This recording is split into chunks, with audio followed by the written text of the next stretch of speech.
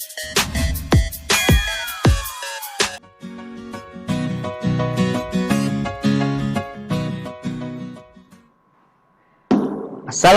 warahmatullahi wabarakatuh. Apa kabar anak-anak kelas 5 semuanya? Mudah-mudahan dalam keadaan sehat dan tetap semangat menjalani KBM online ini. Nah, hari ini kita akan kembali belajar matematika dengan materi yang baru, yaitu menghitung kecepatan, jarak tempuh, dan waktu sebuah perjalanan. Nah, bagaimana cara menghitungnya? Mari kita lihat sampai selesai di video ini. Sebelum kita menghitung kecepatan, jarak tempuh, dan waktu selama perjalanan, kita satu-satu dulu mengartikan dari masing-masing ketiga istilah tersebut. Yang pertama adalah kecepatan. Kecepatan adalah merupakan suatu ukuran yang menunjukkan seberapa cepat benda atau objek itu berpindah, ya, dalam tempatnya, jarak dan waktu, ya. Jadi berapa cepat kecepatan sebuah kendaraan ataupun benda, atau kita pun berpindah, objek apapun itu bisa berpindah masih dalam lingkungan jarak dan waktu. Nah, contohnya adalah kecepatan ini. Kalau kalian bisa mengendarai motor atau kalian sering ikut naik motor, itu di depannya itu ada sebuah gambar speedometer. Nah, itu untuk menunjukkan berapa kecepatan kendaraan kita melaju. Nah, ya, ini ada bentuknya sebuah analog, dan satu lagi adalah kecepatannya sudah menggunakan digital, yang artinya itu bisa dilihat seberapa cepat kita melaju kendaraan motor maupun mobil. Nah, kemudian jarak tempuh. Untuk mengetahui jarak tempuh ini, yaitu panjang sebuah lintasan yang ditempuh benda ataupun seseorang berpindah tempat dari perpindahan objek A ke objek B, ya. Jadi di sini berpindahnya, tempat kita berpindah jarak dari satu titik ke titik yang lainnya.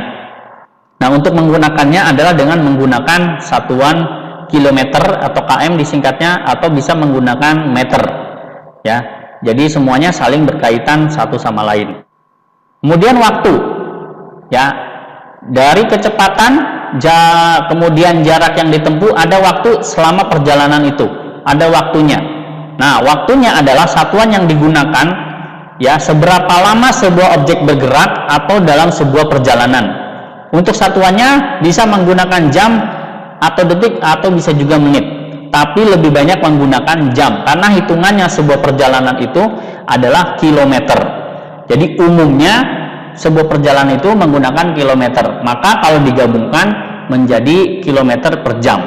Jadi dari ketiga itu semuanya saling berkaitan antara kecepatan, jarak, dan waktu selama perjalanan atau waktu tempuhnya berapa lama.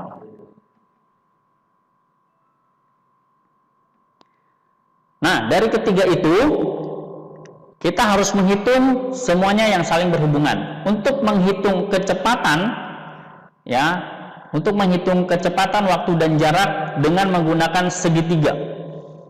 Ya, segitiganya kita lihat di sini ada huruf J, huruf K, dan huruf W. J itu adalah jarak, K itu adalah kecepatan, dan W itu adalah waktu. Maka kalau kita untuk menghitung sebuah kecepatan sebuah benda, baik itu mobil, motor, ataupun yang lainnya, maka kita menghitungnya adalah jarak yang ditempuhnya dibagi waktu perjalanannya berapa lama, ya. Kemudian kalau untuk menghitung jarak hanya tinggal dikali waktu dikali kecepatan. Berapa lama waktu perjalanannya dikalikan kecepatan kendaraan itu melaju. Jadi kayak gitu. Nah, kemudian untuk mengetahui berapa lama waktu perjalanannya, maka bisa dihitung dengan jaraknya dibagi kecepatan. Ya, jarak dibagi kecepatan. Dari ketiga istilah ini, kecepatan, jarak, dan waktu, semuanya saling berhubungan. Ya, saling berhubungan satu sama lain, maka kita buatkan segi tiga. Ya, Jadi seperti itu rumus menghitung kecepatan, waktu, dan jarak yang ditempuh. Nah, biar lebih jelasnya, kita lihat contoh berikut ini. Ada sebuah sepeda motor melaju dengan kecepatan 60 km per jam. Sepeda motor nih, dia melaju dengan kecepatan 60 km per jam. Nah, berapa jarak yang ditempuh motor tersebut jika dalam waktu 2 jam? Ya, di sini berarti kita akan menghitung jarak yang ditempuhnya berapa. Ya, dengan yang diketahuinya adalah kecepatannya 60, kemudian waktunya 2 jam. Nah, cara mengerjakannya adalah diketahui, kemudian K itu adalah kecepatannya 60 km per jam, waktunya adalah 2 jam. Dit itu adalah ditanyakannya adalah jaraknya. Maka kita masukin dulu rumusnya. Jarak sama dengan kecepatan dikali waktu, sesuai dengan rumus yang tadi. Kemudian kita masukkan jarak sama dengan kecepatannya tadi 60 km per jam dikali waktu tempuhnya selama 2 jam. Maka 60 dikali 2 sama dengan 120. 120 ini berarti hitungannya adalah kilometer. Jadi jarak yang ditempuh motor tersebut adalah 120 km, ya, 120 km dengan kecepatan 60 km dan waktu tempuhnya hanya 2 jam. Berarti motor itu bisa menempuh jarak 120 km.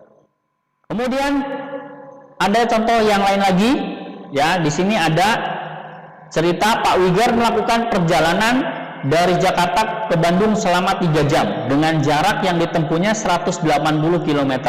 Berapa kecepatan rata-rata mobil Pak Wigar? Untuk menyelesaikannya, maka kecepatan sama dengan jarak tempuhnya dibagi waktu. Jarak tempuh dibagi waktu. Jarak tempuhnya tadi berapa? Di soal 180. Waktunya berapa lama? Ternyata hanya 3 jam.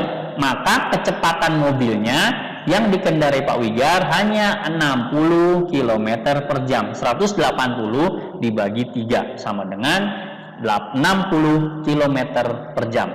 Maka 60 km per jam bisa ditempuh Jakarta-Bandung selama 3 jam. Nah, ini contoh soal yang terakhir. Ayah Joko pergi ke rumah temannya dengan sebuah motor, ya, dengan jaraknya 120 km. Dengan kecepatan rata-rata motornya dikendarai dengan 60 km per jam. Berapa lama waktu perjalanannya itu Ayah Joko mengendarai motornya? Jawabannya adalah waktu tadi sama dengan jarak dibagi kecepatan. Berarti jaraknya 120, kecepatan motornya 60 km per jam. Maka Pak Joko mengendarai motor itu selama 2 jam. 120 dibagi 60 sama dengan 2 jam. Berarti Pak Joko mengendarai motor itu selama 2 jam untuk mencapai rumah temannya. Berarti kalau kecepatannya di atas 60 mungkin kurang dari 2 jam. Nah, gitu lebih gampangnya, ya. Jadi jaraknya 120 ini tetap, tapi kecepatan rata-ratanya dinaikin. Nah, berarti bisa 80, mungkin tidak sampai 2 jam, mungkin hanya 2 jam kurang atau 1 jam lebih sedikit, ya. Jadi seperti itu. Oke, itu saja video pembahasan matematika kali ini. Semoga bermanfaat dan sampai berjumpa lagi di video-video berikutnya. Terima kasih.